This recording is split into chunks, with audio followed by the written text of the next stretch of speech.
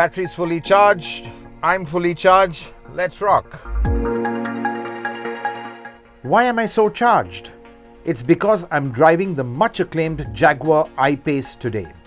It's an EV that excited me even when I drove it in the UK a couple of years ago. And now it's come to a Jaguar showroom near you.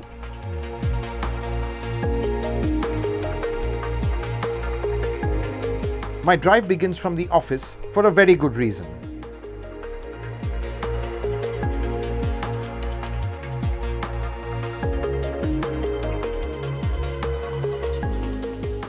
Electric cars thrive in town. That's because you get more range in the city than on the highway. And you're never too far from a charging plug. In fact, with something like the I-Pace, most owners wouldn't bother charging it more than once a week. And there's nothing better than a powerful EV to give you those traffic light thrills. Whoa.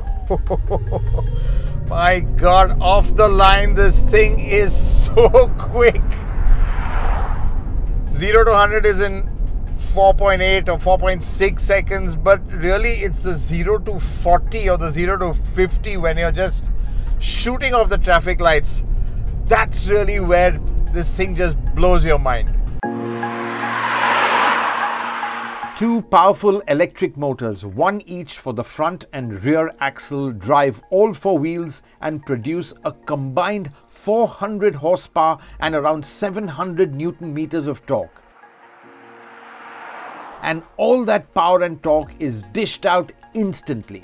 You don't have to deal with turbo lag or a lazy gearbox, just flex your right foot and go! It's just amazing how you can zap past traffic in something that weighs 2.2 tons. What's special about the I-Pace is that this car is really fun to drive. That's not something you associate with EVs. But it's got so much character. The steering, it's got a lovely heft to it. I mean, again, it's not got that disconnected EV feel. It turns in deliciously into corners. And really, this is a car that keeps a smile on your face. And also adding a bit of emotion, but in a sort of artificial kind of way, is the synthesized sound. I've got 3 engine notes to choose from. Jaguar calls this feature active sound design, and you can select from different sound types from calm to dynamic. But to be honest, even in its most vocal dynamic setting, this artificial whooshing sound won't really get your hair on edge. I wish this system had mimicked a throatier soundtrack like the F-types. If you're going to cheat the sound, might as well go the whole hog, isn't it? Okay, it doesn't sound like a Jag sports car, but the handling almost mimics one with that 50-50 weight distribution and an ultra-low center of gravity thanks to the heavy battery pack that's stuffed in the floor. This really is one of the best handling SUVs, period. And if you're brave enough to venture on the highway, you'll find the I-Pace is a hushed cruiser. It's eerily quiet and even road noise is quite low.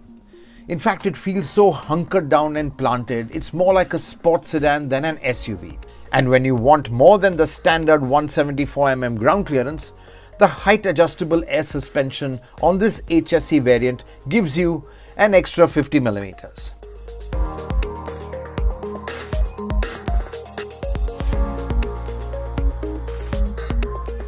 Now we notice this I-Pace comes with 19-inch alloys and not the 20 inches you get in Europe.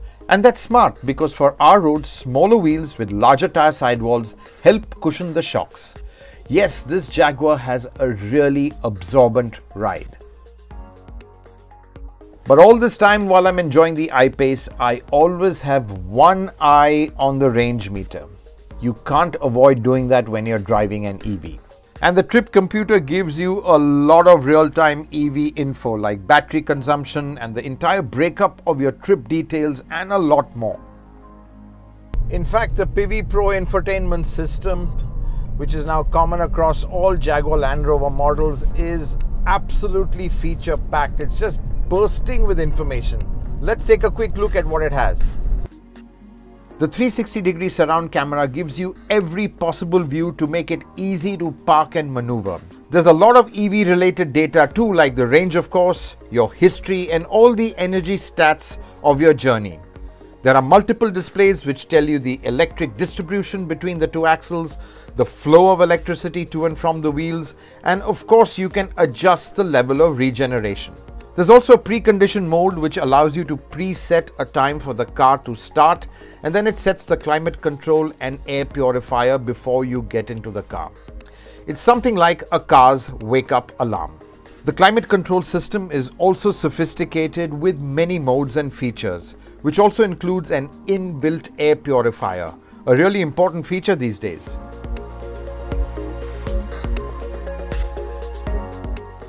So that's a lot you get in the PV Pro infotainment system. The only thing is it's a little sluggish, not very quick to respond. And the thing is, you've got an information overload because you've got 3 screens and lots on all 3 screens. But this is the way of the future. Another high-tech touch is the clear sight mirror, which switches from a standard mirror to a digital mono for an unobstructed view. And this gizmo is genuinely good because the rear visibility through the small, sharply raked rear glass, which doesn't have a wiper by the way, isn't great.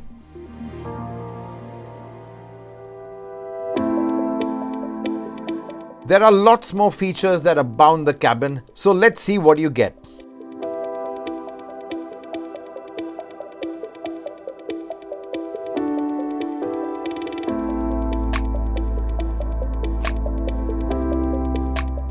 So how practical is the I-Pace's cabin? Well, it has got its fair share of cubby holes. You've got reasonably large door pockets here. You've got this nice little slot for your mobile phone, wireless charging, but it's difficult to access. I mean, I can do it from here, or I think it's easier from the side here. Little odd, that design. Nice little slot here where we've kept our radio. Cup holders are fine. A nice, really pretty big storage central box, and what I really like is, you know, you can remove the cup holder and you've got a lot of storage box over here. So that's quite a neat touch. The glove box, fairly shallow, but it's good enough to hold papers. And yeah, overall it is quite a well-designed cabin. There is of course the must-have panoramic sunroof, which is just huge, but it doesn't open and there's no screen either. The glass is designed to absorb infrared rays and keep the cabin cool. Hopefully in Indian peak summer, the I-Pace won't become a greenhouse, not the sort of green you want. Now this car is all about driving, and it's here up front, which is the best place in the house. And what I really like are the front seats. They are well bolstered, well cushioned, and the driving position, it's spot on. And so is this lovely chunky wheel. Now you know this is a driver's car even before you drive off. But before that, let's see what it's like at the back.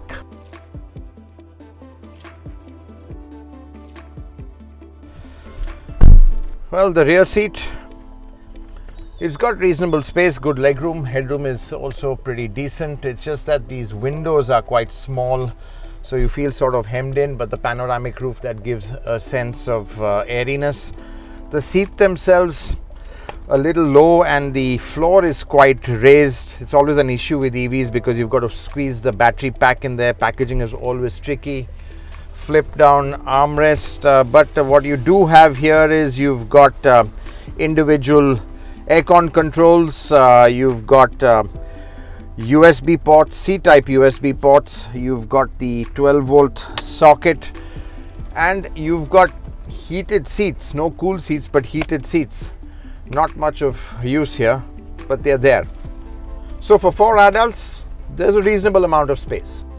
Yes, the I-Pace is good for 4, but can it take 4 people's luggage?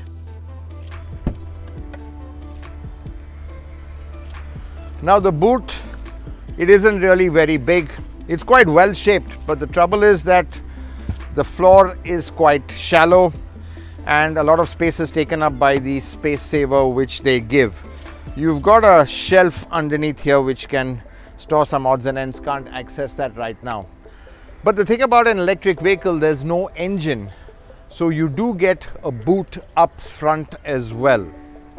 And what's in the front is called a frunk, for front trunk. How many of you knew that? I didn't until recently.